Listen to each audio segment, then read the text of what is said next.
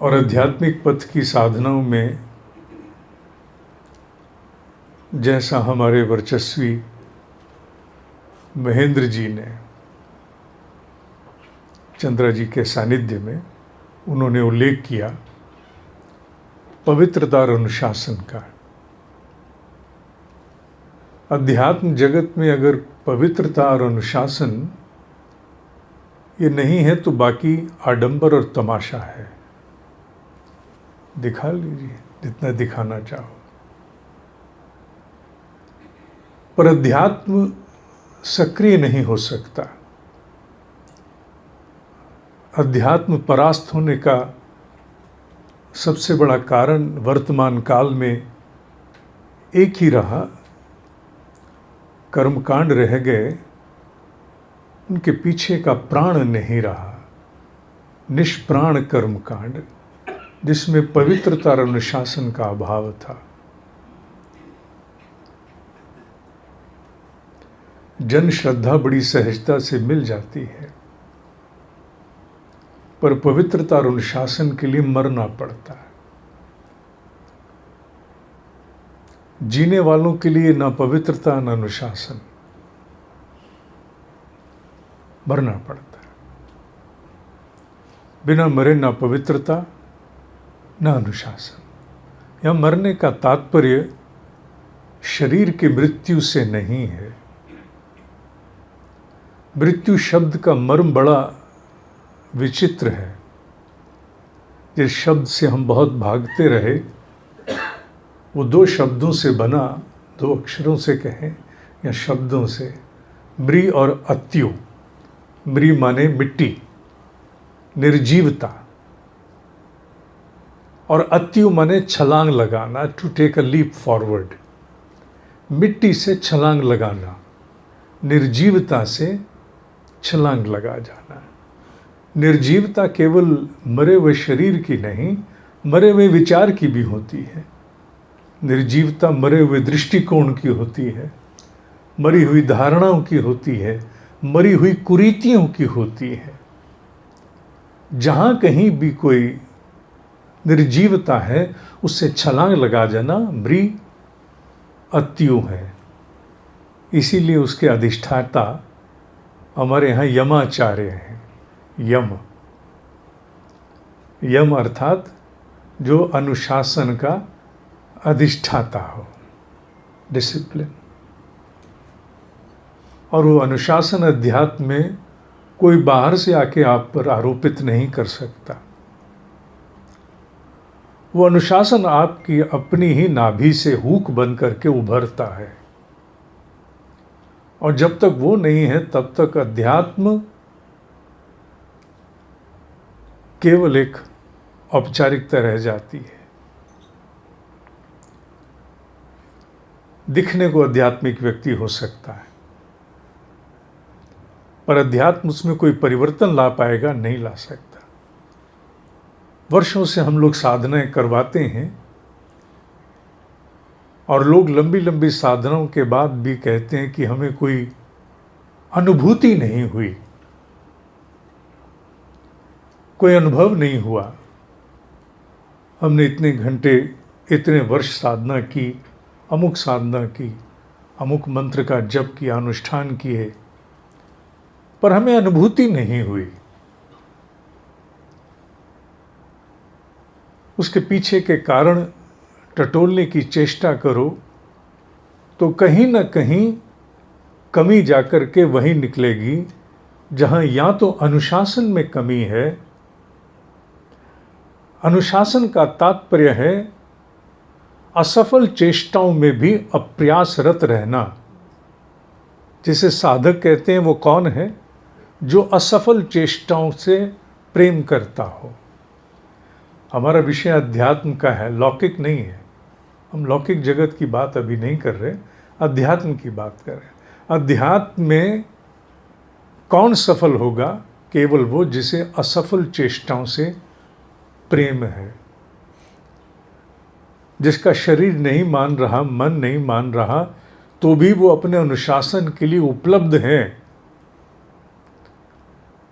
जिसका तथाकथित मूड उस पर हावी नहीं है, जिसके पास बचने के लिए शिकायत ओट भर है ही नहीं।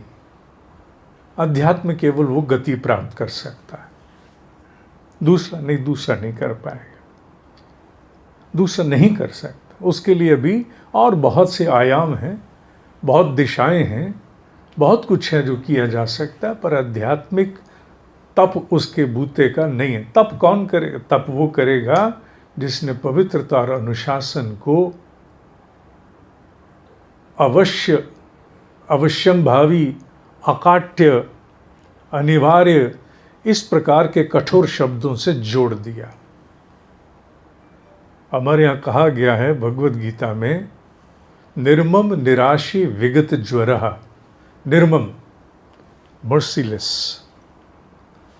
जो निर्मम नहीं वो साधना कहाँ कर पाएगा? अपने प्रति जिसको बायस है, ममता आती है, प्रतिपल अपने आप को बहुत, जिसे कहा जाए, सहज दृष्टि से देखना चाहता है, वो तप नहीं कर, तप उसके बस का है। निर्मम निराशी, जिसने आशाओं को समाप्त कर दिया, पासपोर्ट और रिटर्न टिकट फाड़ दी जिसने, अब वापस जाने का रास्ता ही नहीं बचा, वो व्यक्ति तप कर सकता है।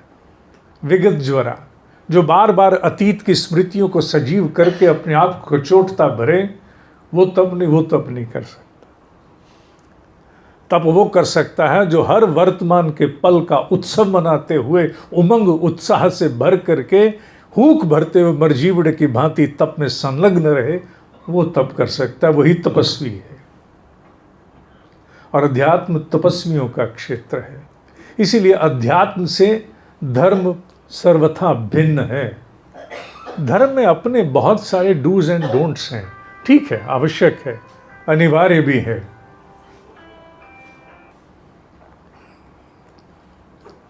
धर्म सर्वथा भिन्न अध्यात्म से है।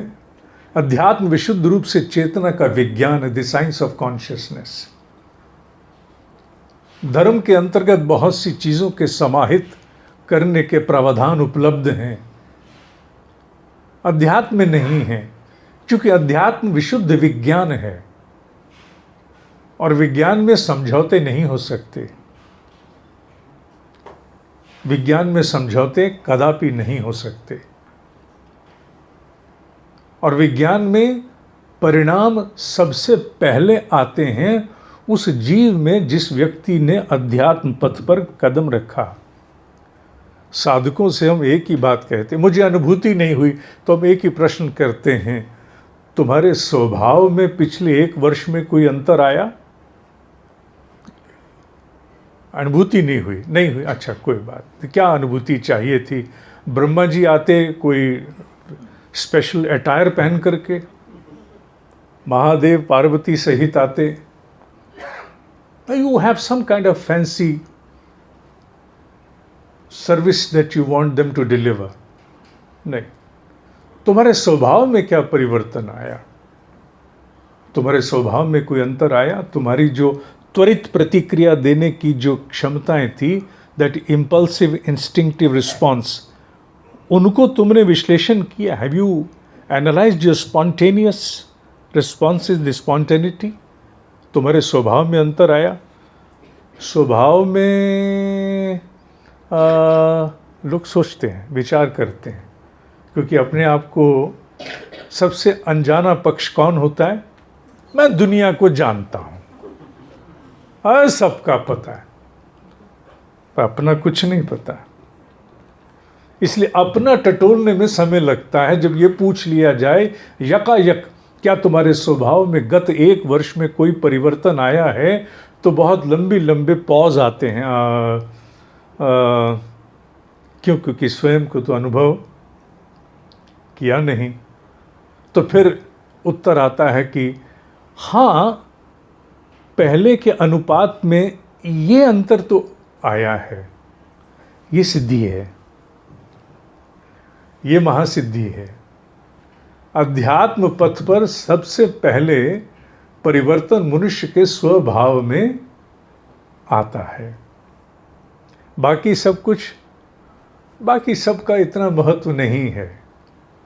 वो उतना, जितना कौतुक उतना फंसने वाला काम। हमारे अध्यात्म पथ पर सिद्धियों को बहुत फंसाने वाला कहा गया है।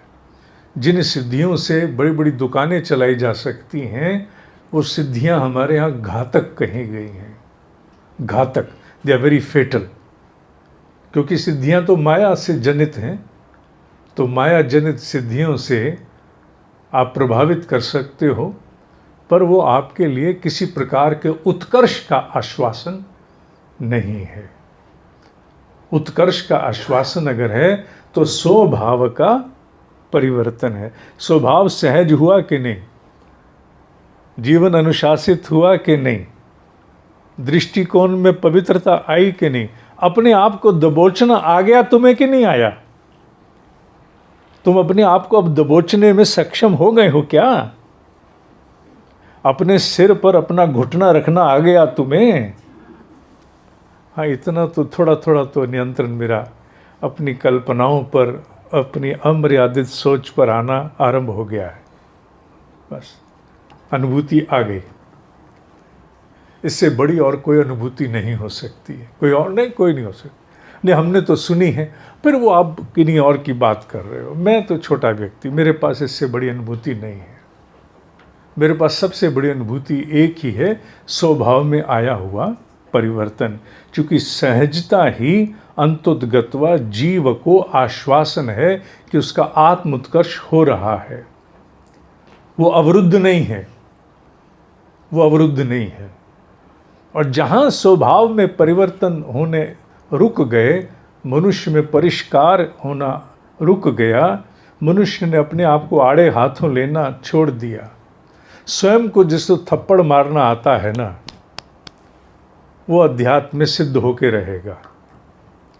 जिसे स्वयं को थप्पड़ मारना नहीं आता, वो बाबूजी है। उसको अभी आप सेवा करो, उसको अभी चांदी के थाल में खाना खिलाओ, उसको अभी सोने का चंवर झुलाओ, उसको अभी सेवा करो। अभी वो बाबूजी है, अभी वो तपस्वी नहीं है। तपस्वी कौन है? जिसे अपने आप को थप्पड़ मारना आ गया। और जिसे थप्पड़ मारना अपने आप को नहीं आता, वो अध्यात्म पथ के योग्य अभी नहीं है। इसलिए अध्यात्म पथ पर आने वालों की संख्या सदा सर्वदा कम रही है। अध्यात्म का प्रचार इसीलिए करना बहुत कोई श्रेष्ठ विचार इसीलिए नहीं बनता, क्योंकि प्रचार करके भी कहाँ से लाओगे वो अनुशासन जो प्रतिदिन स्तर पर मरकर भी उपस्थित होने के लिए बाध्य हो? कहाँ से लाओगे उसे? नहीं ला पाओगे, क्योंकि शरीर और मन दोनों का जो विषम चक्र है, वो एक बहुत सुंदर षड्यंत्र रच करके, दे कनाइव एंड कंस्पायर, बहुत सुंदर षड्यंत्र रच करके आ जाते हैं। शरीर, मन शरीर को निष्प्राण करता है। शरीर पहले ही अज्ञ है, वो तो पशु है, फैलने को तत्पर है।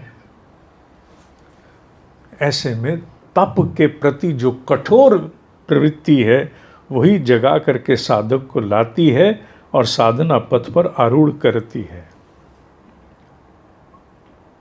तो हम अध्यात्म पथ पर हैं, जो तप का पथ है, अनुशासन का पथ है। इसीलिए जब यात्रा हमने आरंभ की थी, तो 3 दशक से भी कहीं अधिक, 4 दशक कहें तो वो भी कम होगा, ये निर्णय तभी ले लिया था कि वो कोई काम नहीं करना जो आने वाले समय में किसी प्रकार से जीवन में तप के साथ समझौता करा जाए। कुछ कठोर अनुशासन थे जो 4 दशकों से अधिक समय से जिनका अनुपालन होता आया है। आप लोग तो परिचित हैं, इसीलिए वो सिद्धांत बना लिए थे। गुरु दीक्षा किसी को नहीं देनी। गुरु जी कहते हैं, अच्छा ये आप सम्मान देते हो, बड़ी अच्छी बात है, पर गुरु दीक्षा नहीं देनी, दान नहीं लेना, पढ़ाना है, फीस लेनी है। ये विषय मैं पढ़ा रहा हूँ, there is a prescribed fees for this. तुम्हें देनी है फीस तो आओ, नहीं देनी जाओ, दान नहीं चाहिए। क्योंकि करुणा का बहुत दोहन हुआ है हमारे यहाँ। और बाना नहीं बदलना, ये वस्त्र सामान्य सदग्रस्त की भांति रहेंगे, और जीवन भर कभी आश्रम नहीं बनाना। इतने बने हुए सब हमारे ही हैं, ये जितने बने सब हमारे हैं। रजिस्ट्री पे नाम अपना हो ज़रूरी नहीं है। तो ये 4 एक सिद्धांत थे जिन्हें 4 दशक पूर्व से अधिक हो गया तो था कि इसमें ये सफलता मिलेगी कि नहीं मिलेगी। हम तो आए ही असफल चेष्टाओं के साथ हैं, तो सफलता मिलेगी कि नहीं मिलेगी। ये तो YouTube ने कुछ लोगों से परिचय और करा दिया, अन्यथा हम तो पढ़े थे। इससे कम में अध्यात्म सदता नहीं है, क्योंकि अध्यात्म में जहां समझौते आरंभ हुए, आप एक समझौता आरंभ कर दीजिए, रिस्क करके माया आपको अभिभूत कर देगी और फिर धीरे धीरे आप बाध्य हो जाएंगे। आपके हिस्से का तप, अनुशासन, पवित्रता सब तार तार बेतार हो जाएगी। फिर आप शिष्यों के अनुशासक नहीं, शिष्यों के अधीन हो जाएंगे, क्योंकि फिर आपको उनसे आशा है। क्या लाया है, उसका हाथ देखो, क्या लाया। अच्छा, तुमने क्या दिया? अच्छा, आपने इतना दिया, आगे आ जाओ, यहाँ बैठो, यहाँ बैठो, यहाँ बैठो, यहाँ आ जाओ। तुमने क्या, यहाँ जाओ, यहाँ जाओ। तुमने क्या दिया? तुमने कुछ, चल चल। फिर तप गया, तप चला गया। तप चाहिए, आध्यात्मिक उत्कर्ष चाहिए, तो नृशंसता सबसे पहले अपने साथ आरंभ करनी होगी। निर्ममता सबसे पहले अपने साथ करनी होगी। उससे कम में ना आध्यात्मिक पथ में सफलता प्राप्त होगी, और मैं सत्य कहूं तो कर्म बंधनों से मुक्त लौकिक जगत में भी सफलता प्राप्त नहीं होगी। हम लोग कर्म योग बढ़ाते हैं, बहुत बड़ी संख्या में विद्यार्थियों को पढ़ा चुके। बिल्कुल योग मार्ग एक ही है, whether it is with profit और without profit, the principles are the same, they are not different, they are not at all different. आप मुनाफे के लिए काम कर रहे हो या आप फ्री में काम कर रहे हो, कोई अंतर नहीं है। मूल अंतर वही है जहां वृत्तियां हैं। वृत्तियां दूषित अगर हैं, वृत्तियों में समझौता है, तो विदाउट प्रॉफिट काम करने वाले लोग भी बहुत नीचे गिर जाते हैं। मैं उदाहरण दे रहा हूं कर्म योग की दृष्टि से, केवल यह समझाने के लिए कि पवित्रता, अनुशासन लौकिक जगत में भी सफलता का आधार हैं। बहुत से लोग अपना जीवन सर्वस्व दान दे देते हैं धार्मिक संस्थाओं में कि हमने अपना जीवन दान दे दिया, हम आज से यहीं रहेंगे, हमारी हर श्वास में यहाँ की गतिविधियां हैं। पर वहाँ जाकर के भी उनके भीतर की ईर्ष्या, उनके भीतर का विघटन, उनके भीतर का वो विस्फोट उनका पीछा नहीं छोड़ता। कहने को तो जीवन दान दिया है, पर उनकी उस जितने भी कर्म हैं उनकी श्रेणी उतनी ही निकृष्ट रह जाती, क्योंकि दोष वृत्ति में, परिष्कार वृत्ति में होना था। उसके समतुल्य बहुत से लोग हैं जो व्यापार के क्षेत्र में, जिनका नाम लेना अर्थात किसी तपस्वी की तुलना करना, किसी तपस्वी की तुलना करना। मुझे अभी भी स्मरण आता है, 4 साल हुए होंगे या 3 साल, ध्यान नहीं, जहाज में कहीं जाने का अवसर हुआ। सीट जो मुझे मिली विशेष रूप से बड़ी थोड़ी, उसमें थोड़ा सा कष्ट था। जब वो सीट में थोड़ा कष्ट हुआ तो जैसे ही मैंने अपने आप को स्मरण कराया कौन सी एयरलाइन है, तो टाटा वाली है। हाँ, कोई बात नहीं। भीतर का ग्राहक शांत हो गया, उपभोक्ता शांत हो गया। क्यों शांत हुआ? क्योंकि किसी की पवित्रता और किसी के अनुशासन के तप का परिणाम जो उनकी पीढ़ियों से चलता आया, उसके प्रभाव में ये भीतर से भाव उपरा। कोई नहीं, कोई बात, डजंट मैटर। अन्यथा उपभोक्ता जागता है। उपयोग करने वाला जागे ना जागे, उपभोक्ता तो जागता है। ये भाव सर्वदा लौकिक जगत में भी इसका प्रत्यावर्तन होता है, इसमें कोई संदेह नहीं है। अध्यात्म को ठीक से समझाया नहीं गया। अगर ठीक से समझा जाए तो अध्यात्म में, हमारे उपनिषदों में विशेष रूप से वो सार, वो मर्म निहित है। वो ठीक है, बहुत कुछ कहानियों में चला गया, बहुत कुछ ऐसा जिसके पीछे आज आधार देने में हमें भी कठिनाई हो सकती है, पर जो मूल है, जो श्रुतियों के रूप में आया, उसमें ऐसे अकाट्य, अपरिवर्तनीय, इम्यूटेबल फैक्ट्स, जिनका मार्गदर्शन लौकिक जगत हो अथवा आध्यात्मिक जगत हो, उसमें निस्संदेह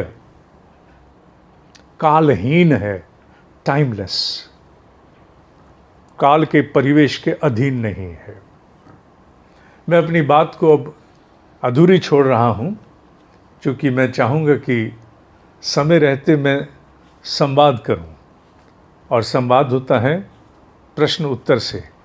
मैंने विषय छेड़ना था, उतना मैंने छेड़ दिया। अब मैं चाहूँगा कि आपके प्रश्न भी आएँ, आपके भाव भी आएँ, और अपनी ओर से यथा क्षमता, जितनी मेरी सीमा है, मैं उन पर अपनी ओर से कुछ प्रकाश देने की चेष्टा करूं।